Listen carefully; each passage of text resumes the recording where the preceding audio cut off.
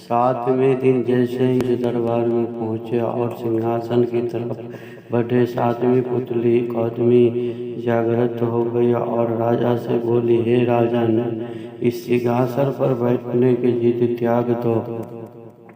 इस सिंहासन पर वही बैठ सकता है जो राजा विक्रमादित्य की तरह गुणवान हो। अगर तुम में उनकी तरह एक गुण भी हो तो अवश्य इस सिंहासन पर बैठना।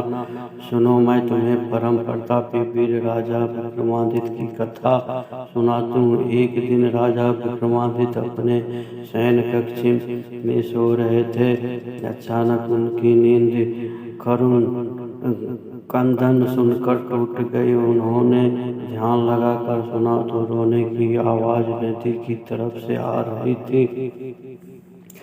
कोई स्त्री रोए जा रही थी। विक्रम की समझ में नहीं आया कि कौन सा दुख उनके राज्य में किसी स्त्री को इतनी रात गए बिलख बिलख कर रोने का विवश कर रहा है। उन्होंने तुरंत राज परिधान पहन और कमर में तलवार लटका और आवाज की दिशा चल पड़े। कृपा के तट पर आकर उन्हें पता चला कि वह आवाज नदी के दूसरे किनारे पर बसे जंगल से आ रही है। उन्होंने तुरंत नदी में छलांग लगा दी तथा तैरकर दूसरे किनारे पर पहुंचे। फिर चलते चलते उस जगह पहुंचे जहां से रोने की आवाज आ रही थी। उन्होंने देखा कि झाड़ियों में बैठी एक स्त्री रो रही है। उन्होंने उस स्त्री से रोने का कारण पूछा। स्त्री ने कहा कि वह कोई लोगों को अपनी बेदाल सुना चुकी है, मगर कोई फायदा नहीं हुआ। राजा ने उसे विश्वास दिलाया कि वे उसकी मदद करने का हर संभव प्रयत्न करेंगे। तब स्त्री ने बताया कि वह एक चोर की पत्नी है और पकड़े जाने पर नगर कोतवाल ने उसे वृक्ष पर उल्टा टंगवा दिया है। राजा ने पूछा, क्या वह इस फैसले से खुश नहीं है? इस पर औरत ने कहा कि नहीं, उसे फैसले पर कोई आपत्ति नहीं है, लेकिन वह अपने पति को भूखा प्यासा लटकता नहीं देख सकती, क्योंकि न्याय में उस बात की चर्चा नहीं कि वह भूखा प्यासा रहे, इसलिए वह उसे भोजन तथा पानी देना चाहती है। विक्रम ने पूछा कि अब तक उसने ऐसा किया क्यों नहीं?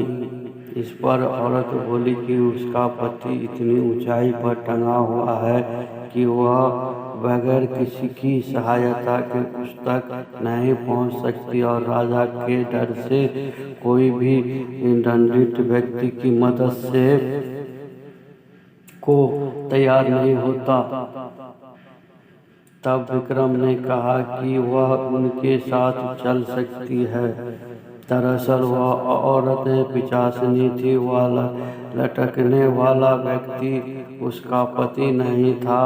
वह उसे राजा के कच्चे पर चढ़कर खाना चाहती थी।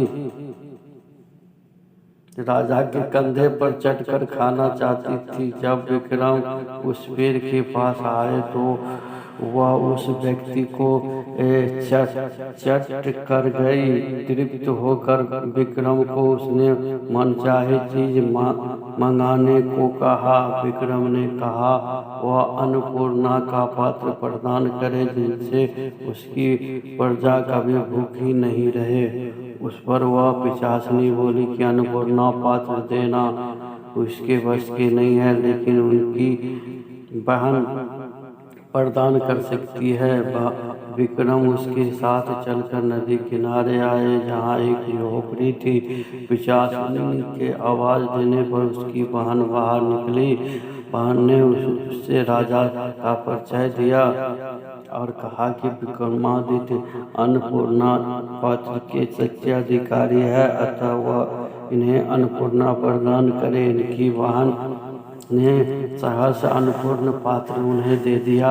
अन्नपूर्ण को लेकर विक्रम अपने महल की ओर रवाना हुए। तब तक भोर हो चुकी थी। रास्ते में एक ब्राह्मण मिला। उसने राजा से भिक्षा में भोजन मांगा। विक्रम ने अन्नपूर्णा पात्र से कहा कि ब्राह्मण को पेट भर भोजन कराए। सचमुच तरह तरह के व्यंजन ब्राह्मण को सामने आ गए।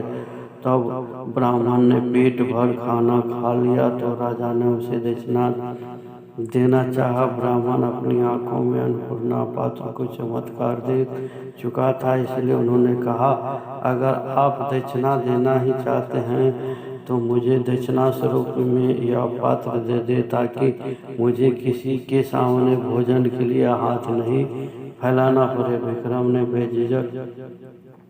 बेझिझक उसी क्षण उसके वह पात्र दे दिया। ब्राह्मण राजा को आशीर्वाद देकर चला गया और वे अपने महल लौट गए। कौमुदी बोली, बताओ राजन, क्या तुम ऐसा कर पाते? अगर राजा विक्रम की जगह होती। इतना कहकर कौमुदी पुनः सिंहासन पर जाकर जड़वत हो गई और राजा भोज विचारों में खो गए। सिंहासन पर बैठने का उपाय खोजने लगे। अगले दिन 8वीं पुतली